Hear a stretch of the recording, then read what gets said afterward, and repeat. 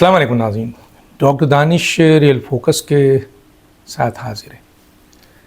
कराची पाकिस्तान का एक मिनी पाकिस्तान है जिसमें पूरे पाकिस्तान से लोग आते हैं और यहाँ उनको रोज़गार मिलती है और वो यहाँ रहते हैं और यहाँ कमाते हैं और कमा कर अपने गांव दूर दराज अपने इलाक़ों में जो बच्चे हैं, फैमिलीज़ हैं, उनको पालते हैं। तो कराची कितना अहम है पाकिस्तान के लिए। यही कराची है जो कि कहा जाता है कि 65% रेवेन्यू मरकज़ को देता है और 85% रेवेन्यू सूबे को देता है, और उसको जो मिलता है रेवेन्यू कहीं 7% लिखा है, कहीं 9%, कहीं 12% उसको मिलता है। कराची ये तो कहा जाता है कि बहुत बड़ा शहर है, लेकिन कराची के मसाइल का हल किसकी ज़िम्मेदारी है? मरकज़ की भी है, सूबों की, और सूबों की ज़्यादा है। कराची सूबे सिंध का दारुल हुकूमत है, इसलिए सूबे सिंध की सबसे ज़्यादा ज़िम्मेदारी है कि वो कराची को फोकस करे, और ये कमाऊ पूत पोता है, यानी ये कमा के आपको 85% आपको रेवेन्यू देता है। पंजाब के बारे में सुन रहे थे कि आबादी के लिहाज से जब ये NFC अवार्ड के हवाले से होता है तो 57% अगर पंजाब को दिया जाता है तो 27% उसमें से वो लाहौर पे लगाता है, और यहाँ 7% लगता है। 800 अरब कमा के देगा तो आप चंद सौ इस यतीम शहर के ऊपर फेंक देते हैं, और इसको कोई ओन नहीं करता, कोई सियासी जमात। हर सियासी जमात हुकूमत में रही है, हर ने डेवलपमेंट फंड्स करोड़ों रुपए के बुनियादों पर लिया है, MP MNA, वो पैसे कहाँ जाते हैं? कराची में लगे।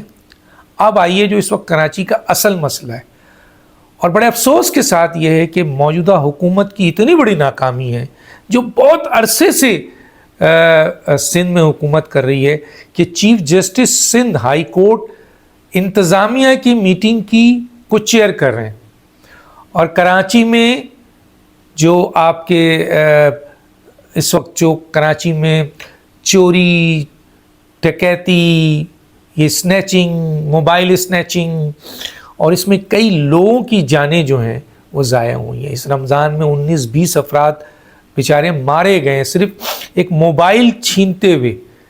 और ये जो आपके शहर के डिफरेंट इलाक़ों में कैमरे लगे होते हैं, ये सब कैमरे ख़राब हैं, यहाँ लगाया नहीं जाता, इन्वेस्ट नहीं किया जाता, और मोबाइल से लोग बनाकर चेहरे जो चोरी कर रहे होते हैं घर से छुप कर, कहीं ना कहीं से लोग उनकी तस्वीरें लेकर हमें भी देते हैं मीडिया में, और पुलिस को भी देते हैं, और हम IG तक भी पहुंचाते हैं, रेंजर्स तक भी पहुंचाते हैं।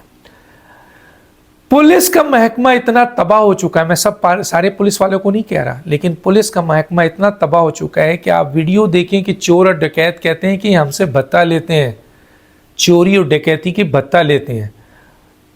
पुलिस के महकमे में 1934 का पुलिस स्टेशन और फौजदारी 1898 का आपका लॉ लगा हुआ है। 2002 पुलिस ऑर्डर इम्प्लीमेंट ही नहीं हो पाता, और SHO मालिक है हर चीज़ का, और SHO वो है जो 10-10 करोड़ रुपए दे के आते हैं। मैं नहीं कह रहा, दुनिया जानती है, जो SHO 10 करोड़ रुपए दे के किसी इलाके में आएगा, वो 10 करोड़ कमाएगा तो कहाँ से कमाएगा?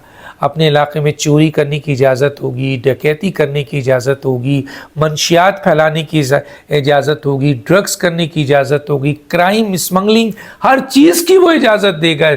इसी तरह मोबाइल स्नैचिंग की भी इजाज़त देगा। जैसे कि एक डकैत पकड़ा गया, एक नहीं कई डकैत हैं जो पकड़े जाते हैं, जब उनसे पूछा जाता है वो कहते हैं जी, बल्कि पिछले दिनों तो एक मैंने मूवी देखी, उसमें एक वीडियो देखी, उसमें वो कह रहा है कि मेरा ससुर भी पुलिस वाला है, मेरा मामू भी है, और मैं पुलिस वाले को 25,000 पर डे देता हूँ, किसी को 6,000 देता हूँ, पूरे कराची में मैं जराइम करता हूँ, और मैं पकड़ा भी गया हूँ, मैं रिलीज़ हो जाता हूँ, क्योंकि अदालतें भी मिली हुई हैं इसमें। अब चीफ जस्टिस जो है वो IG पुलिस को बैठाया है, DG रेंजर्स को बैठाया, और कराची के अंदर जो इस वक्त लॉ एंड ऑर्डर सिचुएशन है, लोग जो मारे जा रहे हैं, हलाक हो रहे हैं, एक तो कराची वैसे ही मर रहा है, यहाँ के लोग वैसे ही मर रहे हैं, यहाँ से फरार हो रहे हैं लोग, अपने पैसे लेकर दूसरे मुल्कों में जा रहे हैं, जो थोड़ा बहुत है, और ये कमाऊ पूत शहर है, मैं फिर कह रहा हूं, इसी की वजह से पूरा पाकिस्तान चलता है। अब भी जो रह गया लालू खेत और एक और जगह से जो टैक्स मिलते हैं वो पूरे लाहौर से नहीं मिलते, और इसी शहर के ऊपर इन्वेस्ट करने के बजाय ये चोरों और डाकुओं को भेज दिया गया, और इनकी सरपरस्ती इंतज़ामिया और पुलिस करती है, और अदालतों में भी इनके लोग बैठे हुए हैं, वकला भी इनके। मैंने तो पिछले दिनों सुना कि कई डाकू चोर जो हैं वो पुलिस में भर्ती हो गए। तो अब बताइए कि पुलिस का निज़ाम अगर ये है, मैं सबकी फिर बात नहीं कर रहा। अब रेंजर्स कहती है कि हमारे पास इख्तियार नहीं है, यकीनन उनके पास इख्तियार नहीं है। रेंजर्स टेररिज्म को देखती है, और कराची के अंदर टेररिज्म ज़ीरो हो चुका है, बहुत ज़्यादा किडनैपिंग को भी देखती है, लेकिन किसी हद तक जब वो आगे बढ़ती है क्राइम को पकड़ने के लिए, तो उसके पास एक लिमिटेड ताकत है, लिमिटेड, और उसको वो कानून मिलता नहीं है, क्योंकि पार्लियामेंट में जो बैठे हुए हैं वो कानून साजी करके रेंजर्स को इख्तियार नहीं देते, क्योंकि उनको पता है कि अगर रेंजर्स को इख्तियार मिला तो उन्हीं के लोग मारे जाएंगे ना। वो अपने हाथ से अपने लोगों को कैसे गिरफ्तार करें?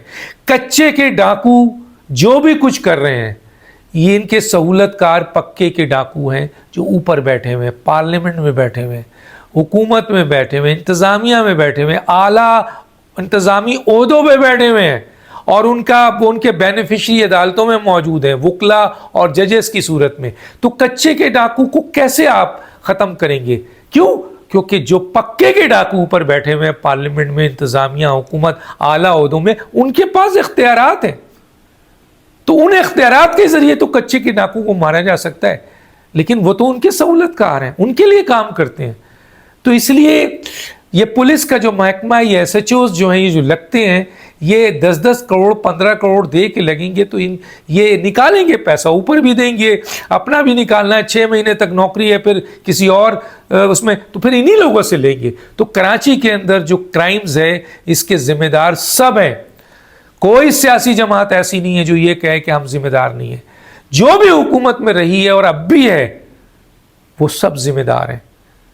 कराची आज से तबाह नहीं हो रहा है, काफ़ी अरसे से इसको नुकसान पहुंचा रहा है। रोज़ाना यहाँ आपके कत्ल गारत गरी हो रही है, तबाह कर दिया गया इस मुल्क, इस शहर को। हालांकि यही वो शहर है जहाँ कर ये बसते हैं, ये बड़े बड़े वडेरे, जागीरदार, इंतज़ामिया के लोग कराची के अहम तरीन जगहों पर रहते हैं ये, लेकिन क्योंकि इनके साथ गार्ड्स और पुलिस पूरी इन्हीं को सपोर्ट करती है, सारी पुलिस इनकी प्रोटोकॉल में लगी रहती है, तो कराची के आम शहरी जो बेचारे सेल्स टैक्स और दूसरे टैक्स के ज़रिए 65% रेवेन्यू देते हैं मरकज़ को, और 85% सूबे को, तो वो पैसा 7% सूरत में इनको यतीमों को बांट दिया जाता है, बाकी वो कहाँ जाते हैं? इनके प्रोटोकॉल में जाते हैं। तो ये कराची का मसला उस वक्त तक हल नहीं होगा जब तक कराची के लोग ये फैसला कर लें कि कोई इनका नहीं है। कोई पार्टी एक दूसरे पे इल्ज़ामात लगाती है, लेकिन जब यही हुकूमतों में होती है तो कराची का यही हाल है, कोई सिंसियर नहीं है। कराची में जो पहले बन गया, अब एक नलका तक नहीं है, पानी तक नहीं है।